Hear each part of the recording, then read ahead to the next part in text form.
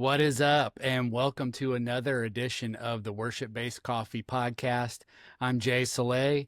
Thanks for joining me. I was just going to hop on here real quick and let you know today we have Scott Beavers with us. And you're like, well, who is Scott Beavers? Well, I'll tell you, he's a bassist that goes to the Bridge Church like myself, serves on Sundays. And so I thought I would love to have some of the guys that I know personally. Actually, Scott and I usually text a lot about gear back and forth.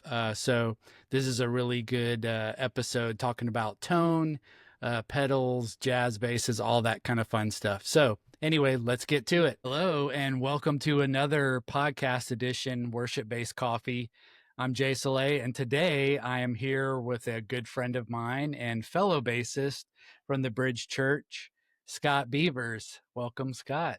Thanks, Jay. Appreciate it. Super glad to have you with me.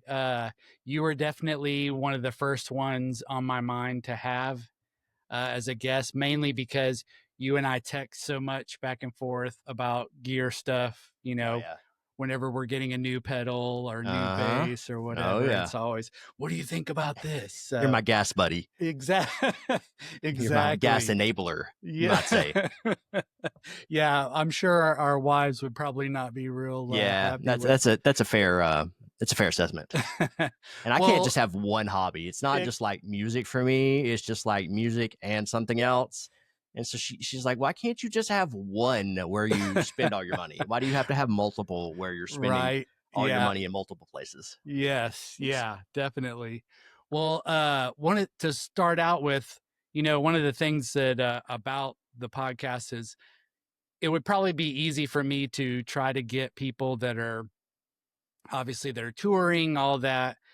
But I was like, I want to have people that are just like me, just like you, have families, people that serve the church. Because in my mind, what it is the people who are, get to tour and do worship, I feel like they're the ones that help to inspire us. So they, with whether it be with their pedal boards, with their basses, whatever they're using, it inspires us. But we are really the ones that are, kind of in the trenches, so to speak, on Sundays, serving. And so I want to have as many people, hopefully, as I can that are like that are just the guys. I love that for sure. Yeah, the 40-hour-a-week guys, and then also serve at the church, And that's why, so I was like, what the best way to start is to start with the guys that, serve at the Bridge. So anyway, but to say that, talking about the whole 40-hour, I wanted you to just kind of share a little bit like what it is that you do as far as Sure. So I am a graphic designer by day, or professionally, I am the manager of graphic design and web for Van Ryder Games.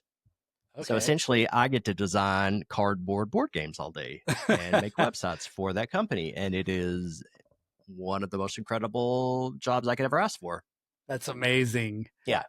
So what are like some of the, like as an example of something that you've done with that? Sure. So we kind of call lightning in a bottle with a product we have called Final Girl.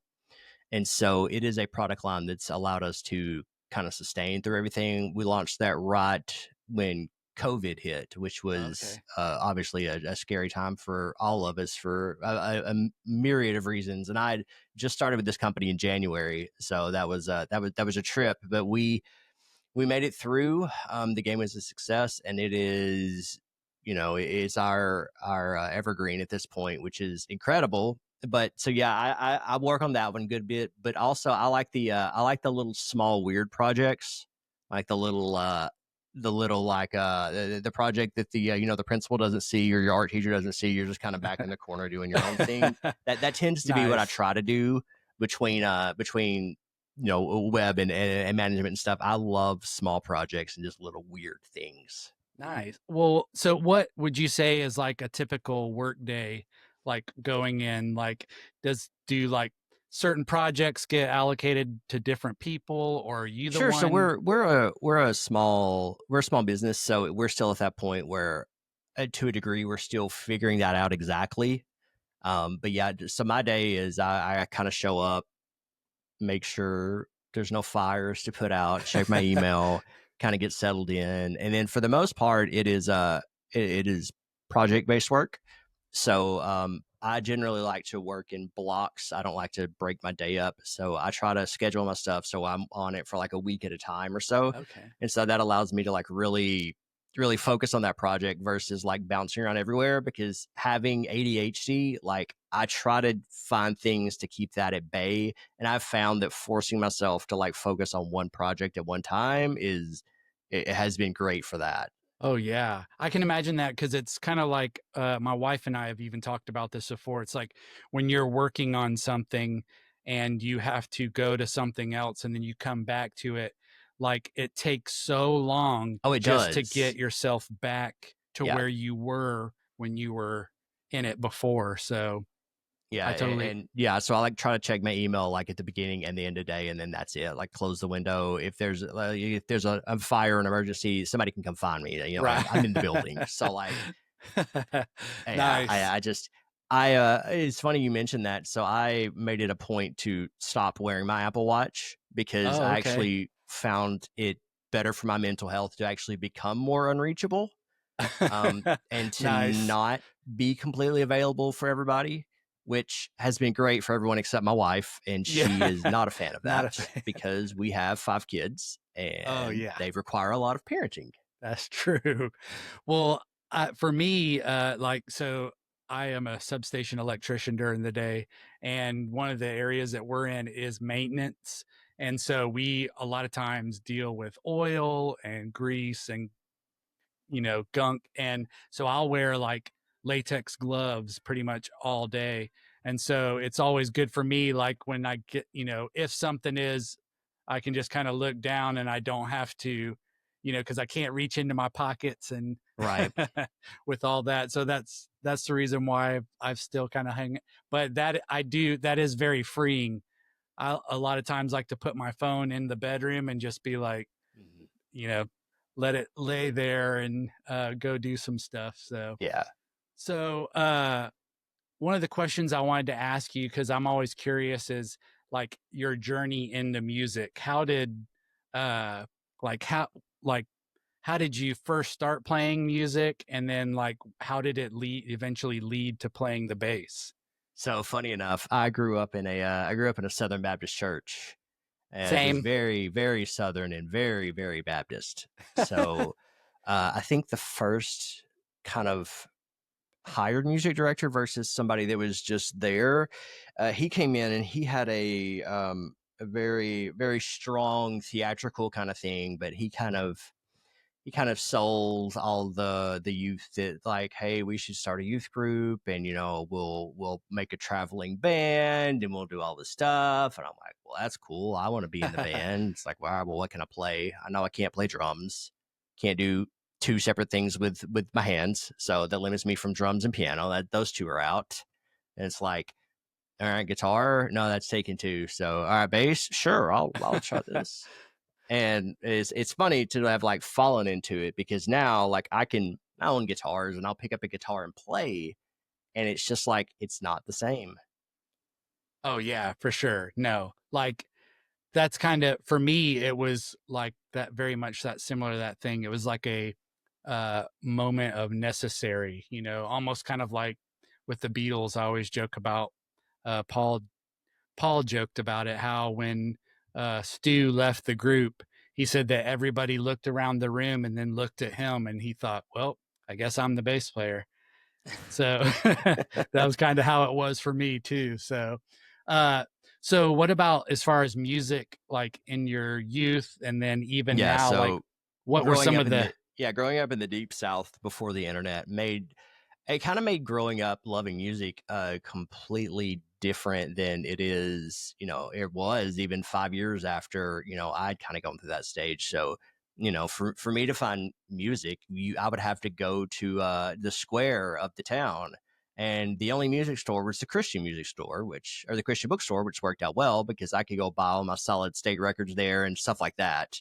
Um, and so that was kind of how I got into it. And then from there, it kind of seeped into other things and began to kind of like really engulf my entire life and, all my thoughts and everything.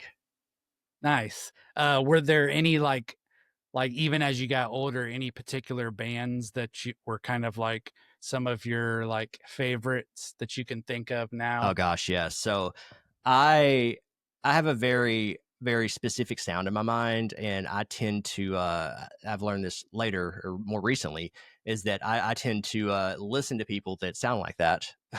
Oh yeah. So and for me that means a lot of Geddy Lee, a lot of Nice. Rage Against the Machine, Timmy Comerford. I love Will McGinnis of Audio Adrenaline. He was Yes. always so Yes. underrated. Man, just all those like Christian alternative rock bands from around the like late 90s and early 2000s. I guess no, this would just be straight 90s. Was that was what I listened to growing up. And so uh, that comes with good things and with bad things, for sure. Yes.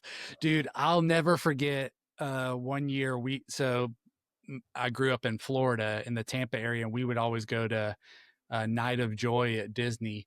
And one of the years their Audio Adrenaline performed, and it was right after they had released their We're a Band album. You know, it was their live version, and they were playing that one. Yeah.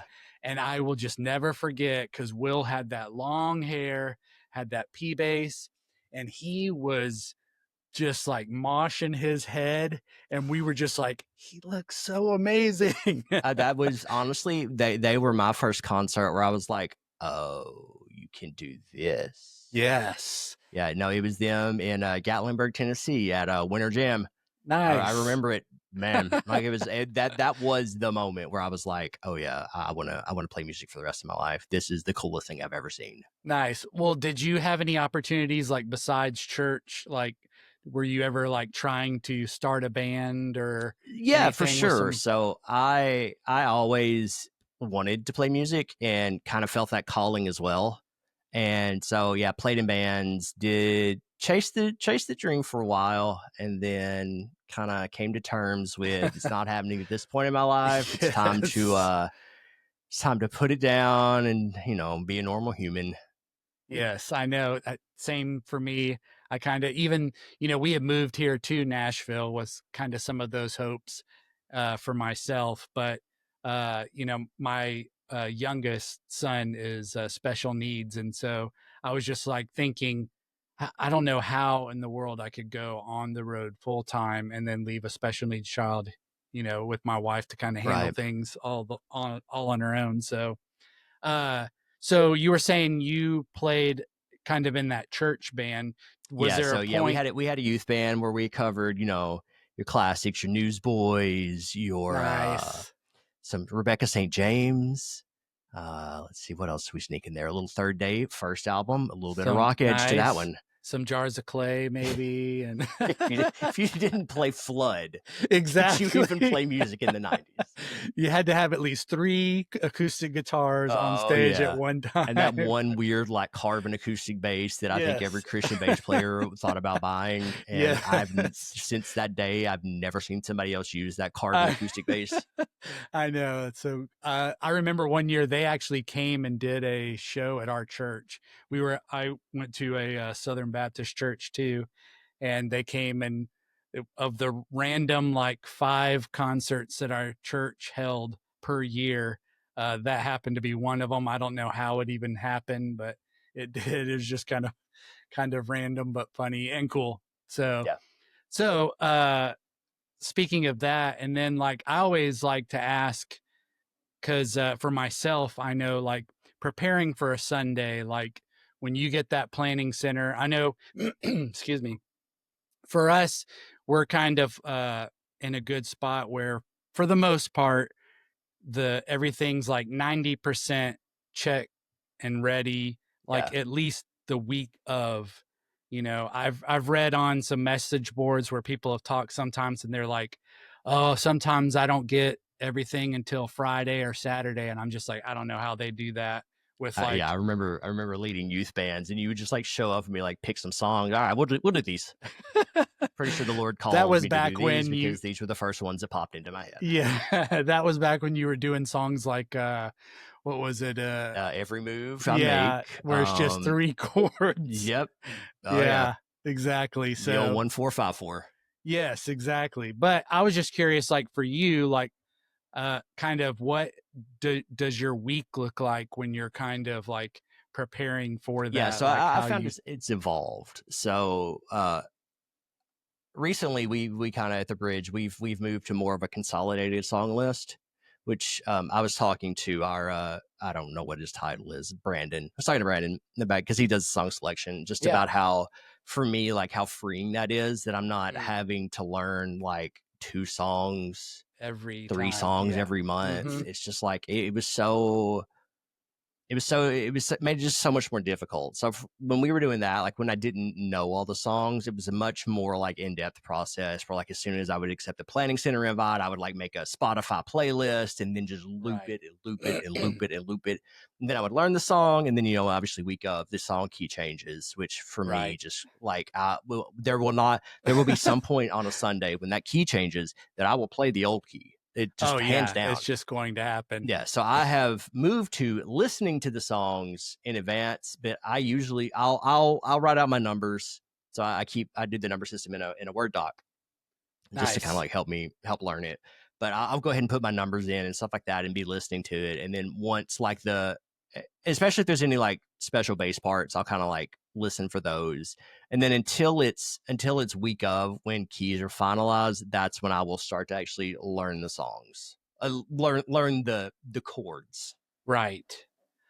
So is there something like specifically, because I've seen a lot of things too where people talk about, oh well, we use iPads, and even when the last church that I was at was a Fellowship Bible Church, and they used iPads, and then so when I came to the bridge, all of a sudden they were like, oh, we don't use iPads, we memorize everything, and at first I was like, okay, well that's going to be different than I've done. But once I have gotten into the groove of it, I found that it's pretty easy. But is there something specifically you do to help you with memorizing, or just So I'm gonna come in real close. I have a safety blanket. okay? I have a little notepad that sits by my pedal board that usually has the key of the songs and at least chords to one song because I forget. It's not that I Nice, forget. I don't trust myself with it.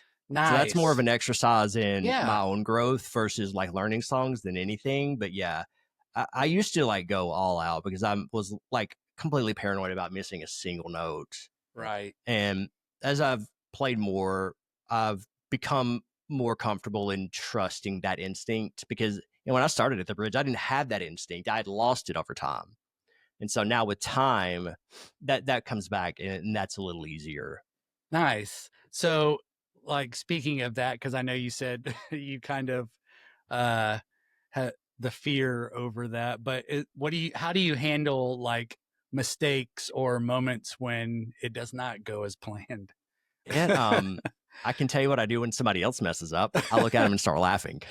And so when I mess up, it depends on how bad it is. If it's like catastrophic, all you can do is laugh. Right. It's Yeah. like, yeah, Yeah. there's I nothing I can do. I usually so in the Beatles group that I used to play in, there would be some times where I would have like those just giant, like where somebody just went in and deleted that part of the song from my mind, and now we're like right in the middle, and like there's no charts, no notes, no nothing, and all of a sudden I'm like and I got nothing.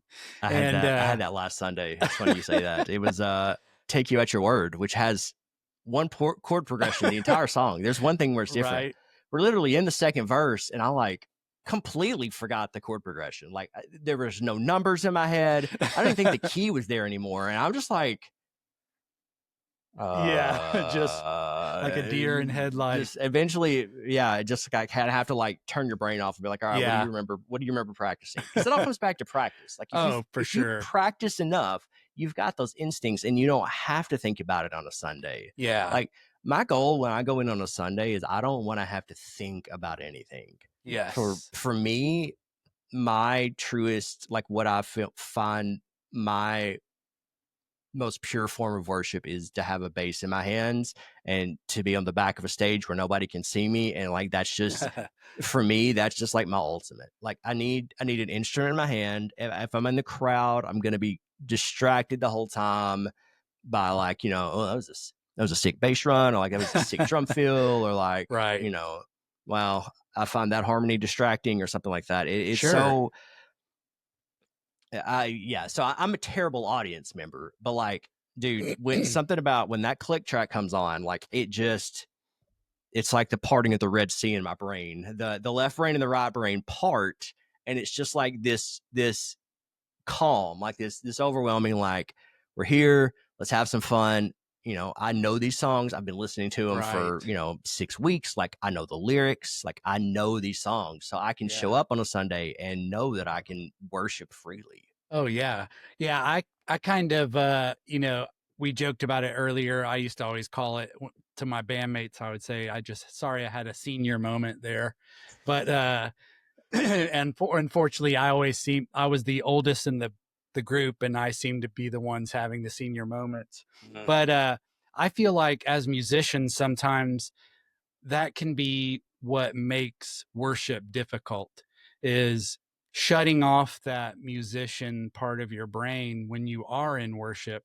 It's so hard for you to not like, it's like when you're listening to a song, of course part of your brain's going to immediately go to the bass or go to this instrument before you actually are hearing the whole song. Whereas most people who don't play instruments, I feel like they hear the music completely different. Because I'll ask my wife, oh, did you just hear that, the bass part or whatever? And she's like, huh, no, I didn't hear it. So it's just funny how that happens. So I'm with you. When I'm up on stage, I feel like I am in a place where I can worship better, because especially when I've done the work, I've put in the time, and I'm able to kind of worship, and I'm not thinking about all of those things. So that's great. So do you have a specific moment that you can think of that's memorable, like a funny moment or anything that you can share? Oh yeah. That- I hate I hate flat keys enough that I will just make a setting in my HX Somp and just transpose the song. Like, oh, I just hate them. Like, cause I play with a lot of open strings and like whatever, call me mediocre, amateur, whatever. Like, I need my open string. So I hate flat keys. So we were, I was with Bridge Worship, and we in Texas at the Rise conference, and we were doing, it was a hymn, and, second verse, bass comes in all like dubby and stuff. And so I come in, I slide in, and I am set to the key of the last song, which was the flat key. And I'm oh like, no. wow, why does this note sound so bad? Because, in your brain, when there's a wrong note, you're always like, okay, what's the checklist? Is it me? Is it somebody else? And you're Right. always like, I know these songs. It's not me. Yeah.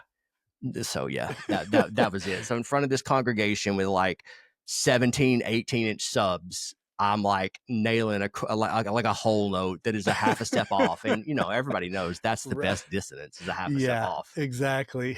So yeah, that was mine. What about you? uh, I wouldn't say it was like there. I didn't necessarily have a moment like that, but like I will say one of the craziest and most memorable was we were serving, and this was at the bridge, and I can't remember. It was on a Sunday morning, and we went, and we were probably maybe just into the very first verse, and boom, all the ears completely went out. Like nobody had ears on the entire stage. And so like I immediately turned to Jeremy and was like, because he's playing drums, and in my mind I immediately thought, how in the world is he going to be able to do anything, because with the drum shield Yeah, you got a bouncing, shield and he's playing, and I mean, there's no sound on there's the stage no, anyways. yeah, and I don't know how it was. It was the Holy Spirit, I guess, because Yeah. somehow we played the entire rest of that song. I just happened to that Sunday. I had my little bass board. I had it on the stage that Sunday, and so I'm standing on there, so I couldn't hear myself at all. I even tried to take one ear out, couldn't hear anything because the drums. but I could feel the notes. So I knew, Nice. that at least, feeling it could Yeah. tell the notes, played everything, and we finished. And afterwards I was talking to him and I was like, how in the world did you do that? He goes, I had to just start singing the song to myself in my head and just keep singing it as if I was hearing it from Yeah. them. So it was a pretty incredible. Like afterwards, we were all just kind of like in shock, looking Yeah, at each I was other. in the crowd, and I like it sounded great. The only thing I just noticed that he was like counting songs off, and I was like, Yeah. something's And not like right. in the low moments, he was hitting the little, Yeah, a little raw. Just yeah, yeah, no, he did it great. Like it was subtle enough that like I don't think people, unless you no, know, nobody only knew. musicians Right. would Yeah, notice. and even then, like, Yeah. does it really matter? Yeah, no, not really. Uh, so what would you say one of the biggest, if you can think of biggest like lesson that you've learned from serving like actually on a worship team? I think I think serving, especially the bridge, is really kind of helped me understand what bass means to music.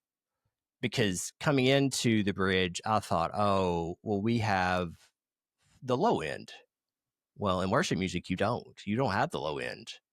And Right, it's like, well, I definitely don't have the high end. I don't like, the whole dark glass, super screechy, like upper mids. Like I don't want that. right. So that didn't work. So it's like trying to figure out, like, okay, well, where do I fit in? Like, what is bass doing? What purpose does it serve? Oh yeah, And for the most part, being able to kind of be that like glue between melody and rhythm is, I think, for me, learning that is probably been the most helpful thing as far as like knowing like when do I want to play, like when do I want to come in, like it just because it's a recalculation in your mind. Because if you're in a rock band, a first verse drum and bass, like it kicks. Drum right, and bass in worship, the drums kick, bass does right, not kick. right. Oh yeah, for sure.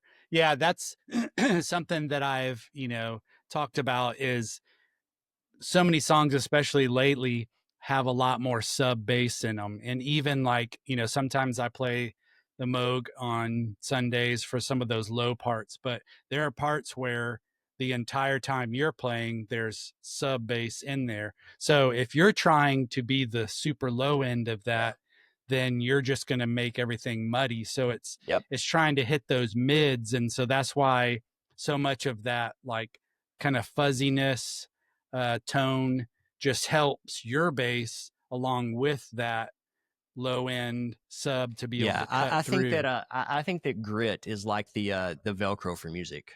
I Yes. think having that grit that ties is just more of a tie-in to like here is drums which are purely, well, mostly purely rhythmic, and then here's this which is almost purely melodic, and it's like, okay, you choose how they go together. Right. Yeah. Oh, definitely. Uh, so speaking of that, we're getting into, talking about uh some overdrive and stuff like that. I wanted to Yes. do the favorite part, Ah, gear yeah, talk. the part we've been waiting on. Oh yeah. Uh Did you buy the new is it DoD Digitech, the new synth Oh, pedal? the yeah, I'm brain farting too. I know exactly what you're talking about, and no, Yeah, I did not buy it. It's the MXR. MXR, yeah. Yep, No, I I need you to buy didn't. it. I mean, it is a like listening to it, it's really like that. Of course, first I gotta specify Ian Martin Allison is sick, and so anything that he does is just like Oh yeah, amazing. 100%. So listening to his, I would like buy 20, like just listening Right. to his videos. I'm just like, oh my gosh, that was amazing.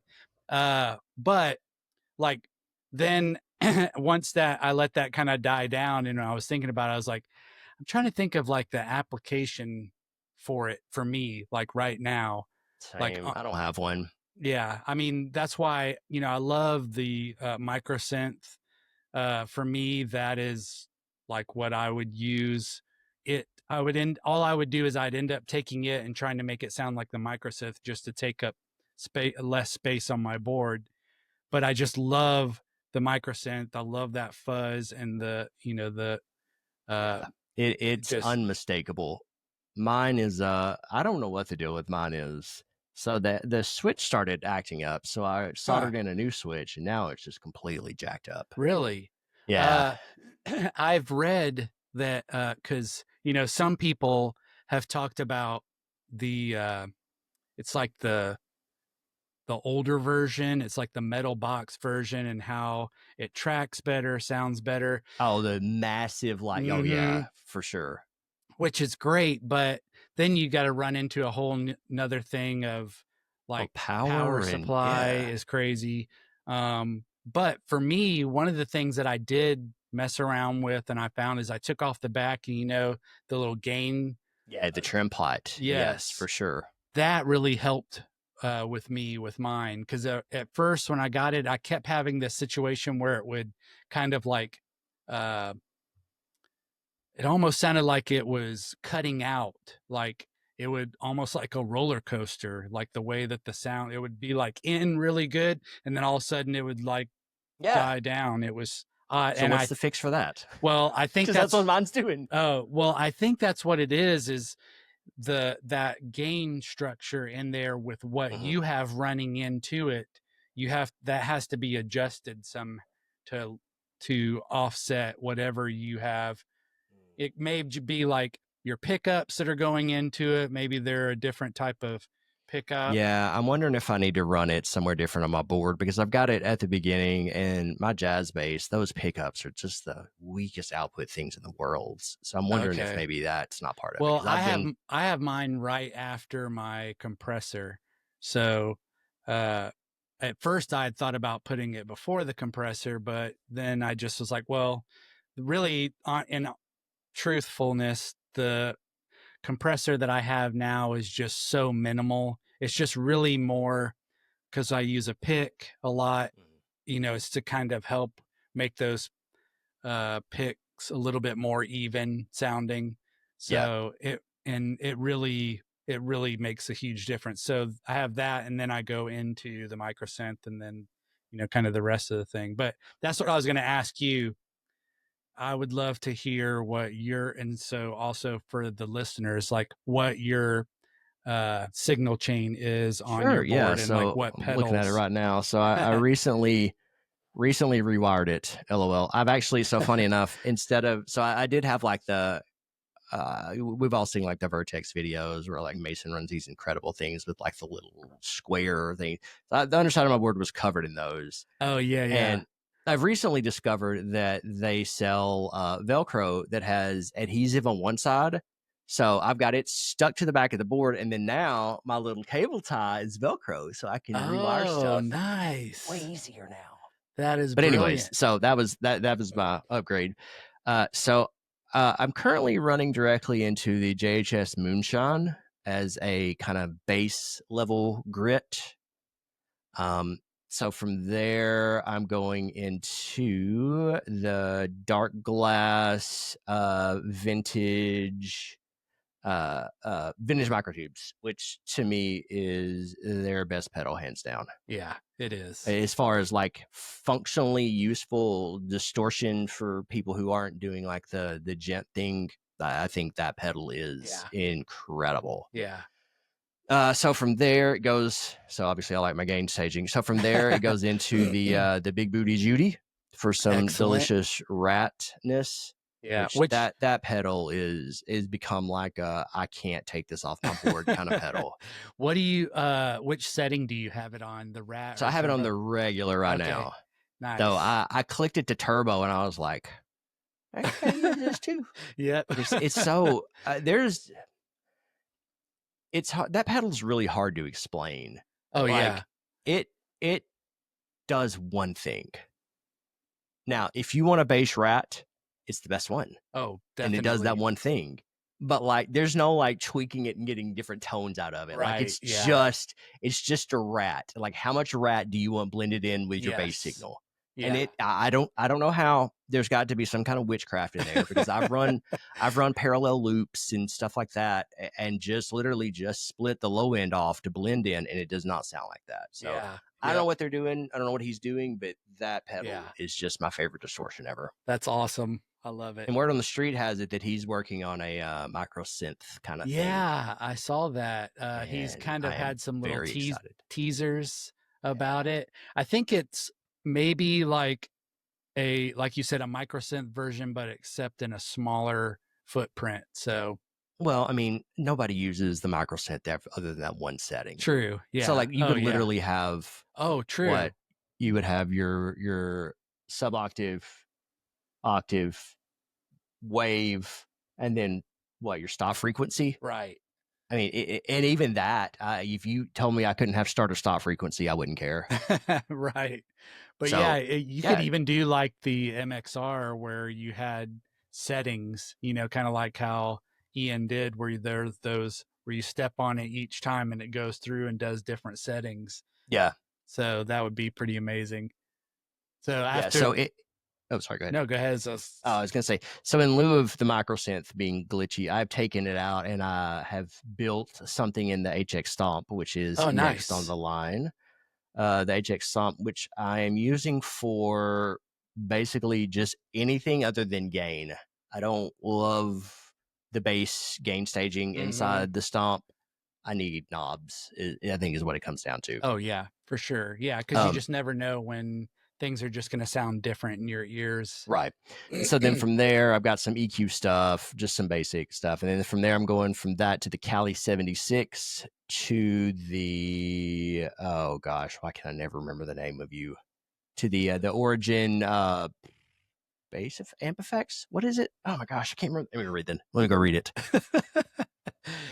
While we're sitting here, I'm talking, and he's currently digging into Bass rig. the bass Duh, rig. it's the Okay. bass rig. Yeah, the bass rig. Nice. Is that's the SVT one, right? Yeah. That one sounds really good It for does. sure. That's in fact when I did have my HX Stomp on the board. That's basically I always selected an SVT rig setting Oh, in that, same. and Yeah. that So was yeah. So I had looked at um going to just the regular Helix, and I'm like, this is just so much more than I want. Like it's too much. yes, I need yeah. something more than the Stomp because I keep running out of DSP, and I was like, well, every preset I have has an SVT, I know.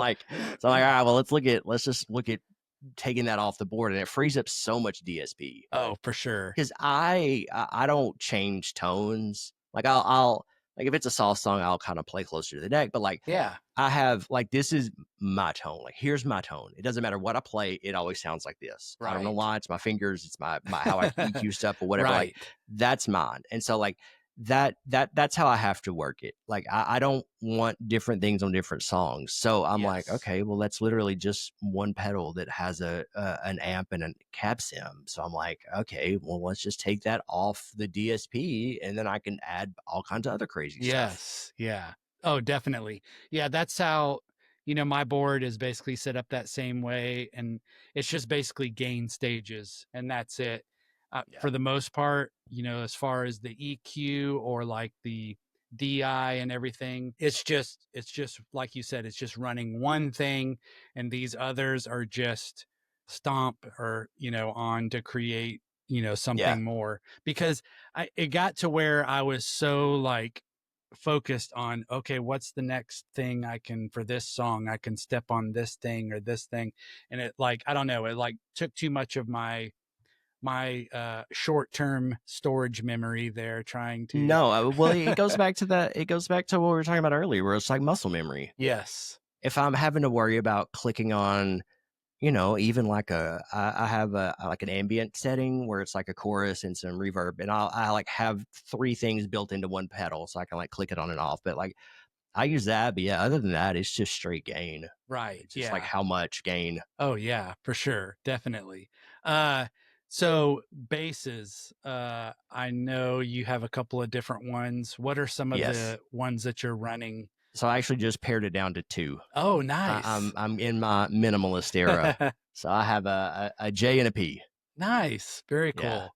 Yeah. So is the J, is that the black one? Yeah, so it's the Sire Marcus Miller V7. So it's Yeah. the original run of them that they did.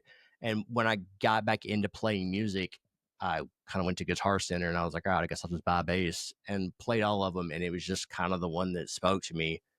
So it's definitely the one I've owned the longest and played the most. So, but I, yeah, I don't think there's anything left from Sire on there other than wood and some paint. I have changed everything. I was gonna ask, have you Yeah. like what have you modded out on it? Oh man, what haven't I? Okay, let's see. Swap the bridge, swap the pickups, swap the pick guard, swap the preamp. Oh my gosh, I swapped my preamp so many times I'm out of pickup lead. Like it's been so many times. So that did fretwork to it. Nice. Let's see, new tuners. Uh, my little strap lock system, and I Nice. got bored one knot and beat the ever living crap out of it to And make it it look looks like it was cool. vintage. And it does. It looks Does very it? cool. Nice, Yeah, I sweet. like it. I'm It's a so much huge fun. fan of the relict Yeah, stuff. Uh for me, it's just that's my favorite. yeah. So And so I had this one strung BEAD because oh I not think that 70s pickup position really works with that low nice. B. I had thought so. I couldn't remember if you had told Yeah. me that at one point, but the last time that you were serving, I was watching you and listening to you play, and I was like, that sounds like he's got a low B there. I mean, not that Yeah. you're really playing the low B, but I could just tell when you hit that D how much lower it was, and it was not a drop D. So Right. Yeah. I've really started going towards the 5. So unless it's like a nice. song, actually, do we even have a song in drop D where the bass line would be in drop D? I can't think of anything I off the can't top of my either. head. So yeah, so like I was like I've found in our, I don't know if it's my tone or our mix or whatever it is, but if I play above an A string, it just gets lost. Right. Yeah. So like when we had what was that song in rotation? The elevation song that starts out with the bass kind of like uh do do do do do do. Oh, what is that song? Anyway, I can't think of it. yeah, it doesn't matter. That's okay. That's the one. I think yeah. Other than that, I haven't missed a high string, and Nice. I love just having that low, just because it's the D. You need the D. Yeah. Oh, well, and I talked Is this about it. also? You may have to mark this podcast as explicit now. Sorry. That's great. Yeah, but yeah, no, Yeah. having that low D, it Oh, for makes all sure. the world of difference. It does. And, I've had some people, ask me questions about five string and stuff. I I have a five string. It's a blues man that I have that's five. Haven't played it in a while, and mostly it's just because I've been loving playing my four. But the thing is, when you show up on a Sunday and one week you play a song and it's in a female key, and then the next week they decide, well, we're going to have a male sing it, and now it flops. So you go from maybe an E to an A. Well, in E, you're going to have all those really big notes, A, B, it's going to Yeah. be those bigger notes. But when you Mm-hmm. go to A, now all of a sudden you're losing a lot of your lower end notes. And so that's one of the great things about having the, five string is it can help still being able to retain all those lower notes, even though the key has changed or whatever. So Right. Yeah. Yeah. And for me, I it's just they're great. I don't like 5 strings because I grew up listening to metal music, so my bass is strung low. So like I just having more real estate to like try to wrangle is not right, a thing that I exactly. enjoy. And Yeah. like I said, I need my low string. Well, what about you said you have a P bass too? I'm trying Yeah, to and then the remember P what is just the old classic girl. She stays in standard tuning. nice. And Keep some and fresh it's a strings on it is it so a I can get Fender? some zingy. Yeah, so yeah, it's the ones that they did last year for the 50th anniversary. Okay. Yeah, or Yeah. 2 or 3 years ago. Either way, but yeah, Nice. I have a real hate relationship with P basses. I hate them, but they sound so good. Well, what's so funny is I can think of two things. Number one, I remember a time where I played a P bass one morning and you texted me and you were like, dude, how is it that you're getting your P bass to sound that good? Like every time I play it, you were like, I think it's just me that I just still can't get on board with the P bass. But Right. what's so funny is I was the opposite. So forever I've been like P bass, and it's still my favorite bass. But lately I've been playing that Paleo jazz bass, and man, I just absolutely love it. Like everything about the sound, the feel, it's kind of like changed me to where I'm like, dang it, I'm not. So let me ask you this: how do you do your pickups on a jazz bass? Like as far as a volume tone or volume blend tone. Tell me what you look like. What it's I looking like. pretty much leave the front one on all the time, and the back one rarely, if ever, is on at all. Typically it's completely off. Really? So occasionally, like on a more upbeat song, I might like, bring it in about halfway, but for the most part, it's just always off because there's something different about, they always say, oh, well, then you're just playing the jazz bass like a P bass. But the thing is, there's minor differences in the tones. And to me, I think it's a little bit more of a mid bump Yeah. in that Isn't front. that what David Funk does as well? Yes. Yeah. Yeah. Those guys, I mean, and Adam Kaiser, those guys, Yeah. they do that a lot. And the sound is great. The other thing that's great about is I tried something different than I had before. And I'd always been like alder body, alder body. Well, I was like, you know what? Let's try something different. Let's go with an ash body. So it's a swamp ash, so you get the lighter weight, so it's not killing you, but then paired with a rosewood neck where you get that warmth. So, and man, I absolutely love how it sounds. Yeah. It came out great. And so it's been my, you know, like it's almost like that relationship where I'm looking over at my P basses because I love them and miss them, but at the same time, it's like I can't put my jazz bass down. Yeah.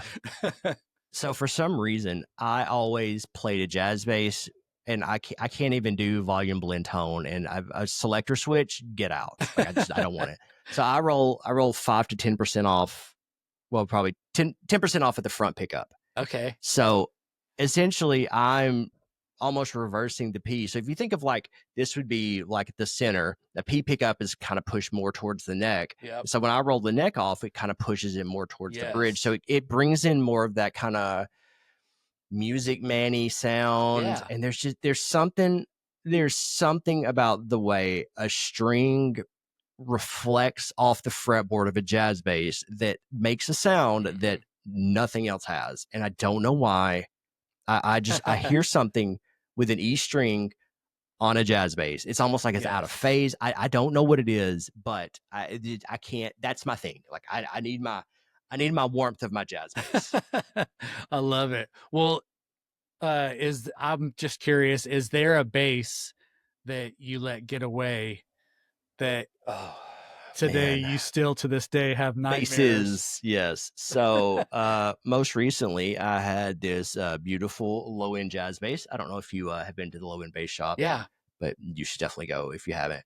And when I decided to stop playing music, I made the decision to sell it. And boy, it had the sound. It Dang, that had the stinks. sound. Yeah, I did the same thing. Although it ended up, ended up being fine. But I had a 1966 P bass, and it was a Olympic white, just like what my jazz bass is that faded yellow. Just looked incredible. I had flat wounds on it all the time, and it just had this woody tone like that I probably will never be able to find again. And but at the time I was like, you know what, I'm gonna sell this. With this money I could turn around and buy two basses because I Oh had yeah. bought it like before this huge spike Right. in pricing and everything. And so I was like, oh yeah, I can do that. Which I ended up getting a Pinot out of it, and that's been my like Yeah. as far as P bases, that's been Yeah, that my thing is go-to. sick. I love it, especially man when I put flat wounds on it. Like I've got flats on it right now. It just wow, just it sounds amazing. That's my favorite. If I had to say, this is my favorite tone, it would be that like and I'm blanking on what his name is, but it's the bassist for Chris Stapleton, and he always plays P basses with Mhm. flat wounds on it, and it's just this almost Motownish kind of feel, but Yeah. in country it sounds really good. But anyway, yeah, I was just curious about that. But let's see here. I tell you what, let's do a rapid fire Okay, let's do it. before we head out. So flats or rounds? Rounds all day, every day. Give me nickels, preferably. Let's see. I do love the SIT strings. To me, are my favorite, but they're really hard to find. And then for me, it is the DR nickels. I Okay, love DR nickels. And on my P, if I want something really just insanely over the top, DR high beams. It's nice. just clank for days. And then when you Beautiful. hit that pick. Yeah, exactly. So with the jazz, I do nickel strings just because it's Okay. so much brighter. Yeah, for sure. I've been doing the NYXL from Diodario's. Oh, the coated Yeah, ones? no, Yeah, I well, tried those no, too. these are just the nickels, Oh, regular okay. nickels. But I used to be a Labella pure nickels person, and then I would do the Sean Hurley, take the Vaseline and rub on the brand new strings, rub on them, and then clean it off, and it would just like make them so dead. And for a long time, I really liked that sound because it gave basically almost, it was like flat wounds, but with some zing, because yeah. you'd have the round wound. But then when I would play with like a pick, I could just never get that brightness. And so I had finally left that behind and so now I'm actually changing my strings at least once a month, once or twice a month. I feel like this is a big step forward for you. Yeah, it was because I would go like a year without changing my strings. I switched to the coated strings. I've been trying those. So Nice, Elixirs and Diodario and my XL's coated. I, nice. I noticed I was like, man, these strings didn't last very long. And I pull up my Sweetwater receipt. And I'm like, I bought these a year ago. Okay. They've been fine. Okay. Yeah. Okay, next, and you kind of already answered this, but I'll ask anyways. P bass or jazz bass? All Jazz. day. All day, every day. What's your desert island pedal? Like if you had to pick one pedal off the board. I mean, is the HX Stomp cheating? No, I wouldn't say so because not everybody is, HX Stomp all in on it, So I would Yeah, say, well, I'm gonna. Yeah, then it's got to be the HX something Helix. We'll say that. yeah, For me, it's my HX Stomp, but that new Helix thing's looking really it nice. By the is. way, I know it's definitely it's good. Getting the so I'm gas. waiting on you to buy it. Don't let me know how it is. Yeah, It's my strategy. Wait for yeah. Jay to buy it, and then I'll ask him about it. Okay. Rapid fire. Favorite bass player, and it can be worship or not. I think it's got to be Tim Comerford. Nice. Very cool. And then next one is favorite coffee of choice. So I go through phases where I will be a coffee snob, and then other times where I'm like, I don't care, and then other times where I'm like an energy drink person. But like the one thing, my desert island coffee would be a flat white from Barista Parlor in Oh, Nashville. nice. That is it's next level. So, like, what about like at your house? If you're brewing, what's the brand of coffee that you're typically? There's no real preference. None. I like a blonde roast. I'm a big fan of blonde, love lighter roasts. Yes, same. That's why I've really been well, put it this way, I have been trying to get as much of the modern convenience of having things delivered to my house as possible so I don't have to stop on my way home from work. Yeah. So I got a subscription with Muletown, and because I really love their blonde roast. It's a Oh, their light coffee is roast. so good. Yeah, and it's called Game Changer, and it's my favorite. I love it. And I'll have to check it out. yeah, I really wish they would. I wish they would open something up north of town. I had heard that they were looking at doing that. That would be amazing if they put one here in Spring Hill. But Yep. uh, and then next, dream gig if time and money weren't an issue. Oh, I saw this one and I was thought about a dream gig. Like it can be music if you think of like what kind of music if you could like go on the road right now. You know, I think it would be probably somebody like one of these newer bands that are like, we don't care about genres. We kind of have all of them in one. So like Sleep Token or Bill Murray or stuff like that. Like that's what I'm really into right now, Nice. is stuff that has a really diverse range of influences, Yeah. but yet that you can do that, but yet put it together in a way that doesn't sound like crap. Oh yeah, definitely. So that actually made me think of one more rapid fire question, and that is when you're not like sitting and listening to, your set for the next Sunday that you're serving, like what are some of your like I find myself being sometimes a creature of habit and I listen to the same thing sometimes. Every once in a while I get outside of it, but if you like have on your Spotify, like who are your go-to like bands like right now that are like, I'm driving to work, this is what I'm going to listen to? Let's see. Currently in the rotation is a new band called President. Okay. I like them a lot. I'm also like a creature of habit, and I find the older I get, the habits become fresher because it's been so long since I listened to them last. Oh, for sure. So like for me, turn on like an August Burns Red if I'm just in like that mood where Nice. I just need like that energy. And when I like to chill, put on a group called May. They're an Okay. older band. Yeah. Nice. But yeah, no, it's usually just I use Spotify's new release. So when they take your Yes.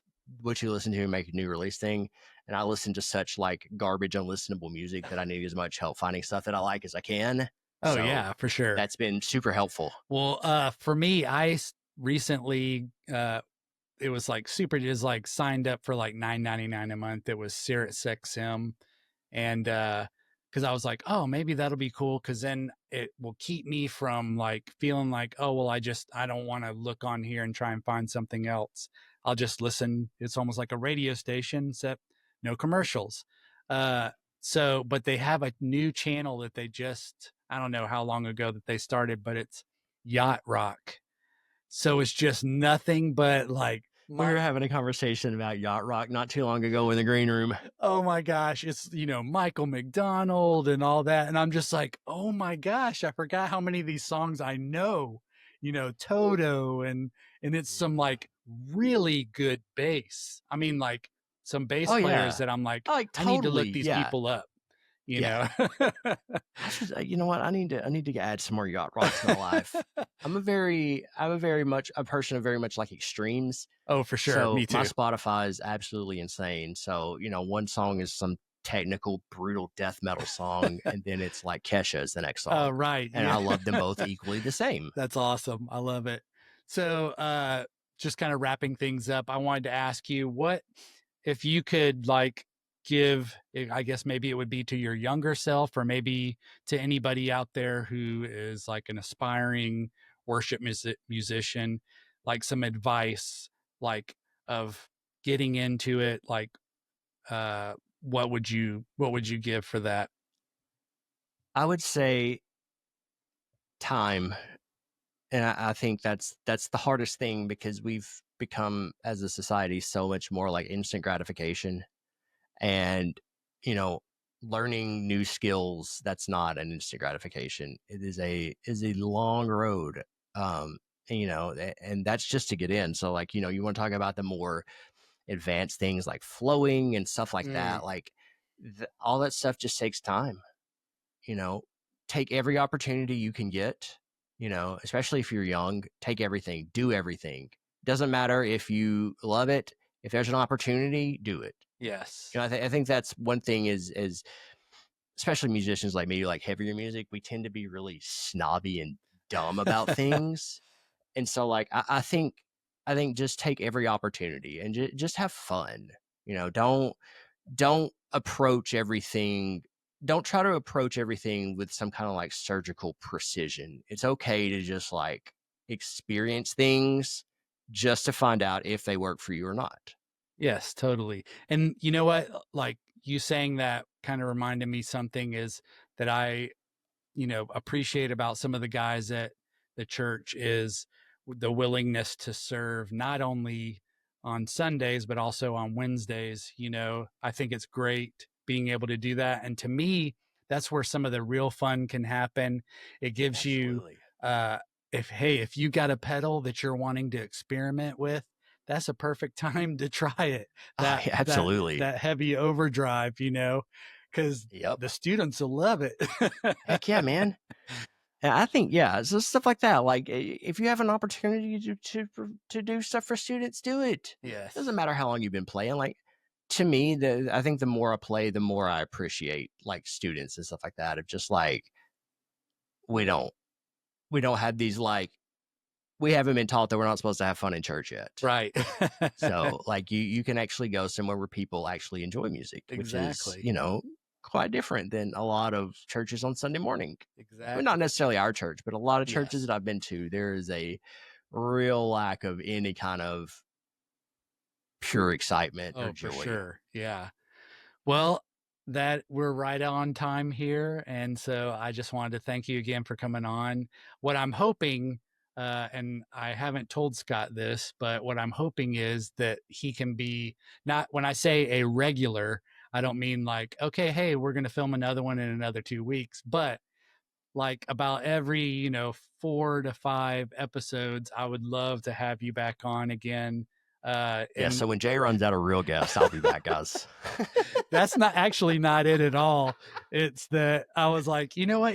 I was telling my wife this is like Scott would just be fun to talk to because I can just tell from the way that we've texted back and forth talking Right? about gear. We're like really on the same page as far as like what we like and what we're trying to go Yeah, we for. got to figure out some kind of Spinal Tap situation or Yeah, something. We gotta figure out how to make this work. exactly. I'll capo up to the 12th fret, or you Yeah. can, and we'll Well, just hey, we'll you know something? I was like, the next like worship night that we do, what we should do is you play bass and I play sub bass. And dude, I that would was be so like, much fun. that would be fun because we'd have two Yeah, bassists on stage at the same yeah. time. It's like you'd have all the drive, so we Yep, wouldn't I be get all the stepping drive and all the on. mids, and Yeah, I get the you get to tickle the the rafters. yeah. So cool, I man. do. I really do think that would be super fun. I think we should talk somebody Yeah. into letting us do it on a Sunday Well, morning. I was like, hey, a lot of these songs already have sub bass through the Yeah, entire song. So just take it out and I'll just be physically in the room playing it. I mean, So if we're talking about adding aux keys, there's no reason we can't be talking exactly, about adding exactly. that. And how can we make history better by having two bassists on the stage at one Hmm. time? That would be. It'd be the only But time we get to serve together. you know what? I'm feeling a Wednesday night coming on for two of us. Oh, there we go. That'll be the way to get it rolling because then Yep. there'll be all this buzz and they'll be talking about Our it. revolution will start. And they'll be like, maybe we need to do that. That's awesome. Man, seriously, thank you for coming on. And Dude, thank you for having me. This was fun. yeah, it really was. I enjoyed it. And I'll be next week, I'll be putting some of the clips out, Good. sharing it. So it'll be great. And then anyway, cool, man. Well, thank you again for your time. Thank your Yeah, dude. wife, the higher authority, for Appreciate it. I'll let her know. and I'll talk to you again soon. All right. All right, Awesome. later. Hey, welcome back to the Worship Based Coffee Studios. Before we close things out, I wanted to read a little something to you that I'd written up. I like to end some of these on devotionals. And so this is kind of something that I wrote up. It says, what is worship? Louis Giglio said it like this: worship is our response, both personal and corporate, to God for who he is and for what he has done, expressed in and by the things we say and the way that we live. It's easy to think of worship as just what we do on Sundays before the sermon. It goes beyond that. It's the very purpose of our existence as the body of Christ. Worship is my wife caring for our special needs son so I can serve on the worship team all day on Christmas Eve or on Easter. Worship is the people that arrive at the church at 5 a.m. to put up signs and direct parking in all kinds of weather. Worship is letting that person over in front of me on my way home from work. And let me tell you, I struggle with that. Worship is our response to God for who he is and what he has done. My prayer is that in our everyday lives, we all strive to live and speak in a way that becomes an expression of worship to God. So this week, just something to meditate on as you're driving to and from work, maybe. I hope that is helpful or impactful to you for this week. Again, thank you for all of the feedback that I've been getting. A lot of people, very positive feedback, and it's great. I feel like we're heading in the right direction here with this thing, and it's really going to be great. And so just to say goodbye, and remember, tell someone you love them, and we'll see you on the next episode.